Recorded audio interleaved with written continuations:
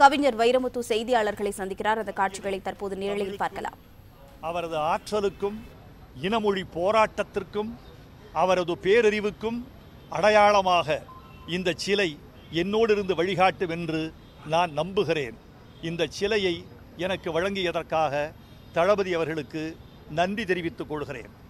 தளபதி அவர்களுக்கு இன்னொரு பாராட்டு என்னவென்றால், நீங்கள் தலையெடுத்ததே இந்த சிலை எடுக்கத்தானோ என்று அவரை நான் பாராட்டுகிறேன். மகன் தந்தைக்கு ஆற்றும் உதவி அது எதை செய்துவிட்டார் அவர். இவன் தந்தை என்னோற்றான் கொல் என்று சொல்ல வேண்டும் என்று திருவள்ளுவர் சொல்லியிருக்கிறார். அவையத்து முந்து இருப்ப செயல் என்பது தந்தை செய்யும் செயல். தந்தை ஆற்ற வேண்டிய பணியை தந்தை ஆற்றிவிட்டார் மகனுக்கு, மகன் ஆற்ற வேண்டிய பணியை தந்தைக்கு ஆற்றிவிட்டார் மகன்.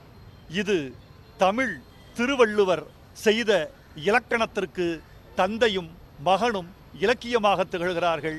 இருவருக்கும் என் வாழ்த்துக்கள், வணக்கங்கள். சார், சிலை திருப்புலாவுக்கு வந்திருந்தீங்க, அந்த விழா எப்படி இருந்தது? மேடை அந்த ஒய்எம்சிஎம் அதை பற்றி ரெண்டு எப்படி சிலை திறப்பு விழா திருப்திகரமாக இருந்ததா? சிலை திறப்பு விழா என்பது அது வெறும் விழா அல்ல, அது சடங்கல்ல, சம்பிரதாயம் அல்ல.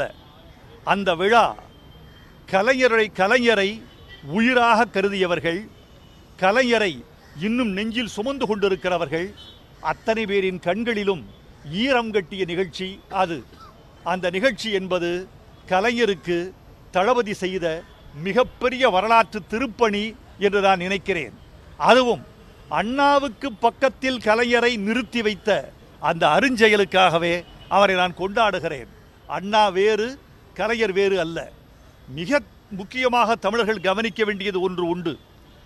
தமிழுக்காகவும் இனத்துக்காகவும் நாட்டுக்காகவும் பாடுபட்ட அந்த இருவரும் தலைவர்களும் அருகருகே துயில் கொண்டிருக்கிறார்கள், அருகருகே நின்று கொண்டிருக்கிறார்கள்.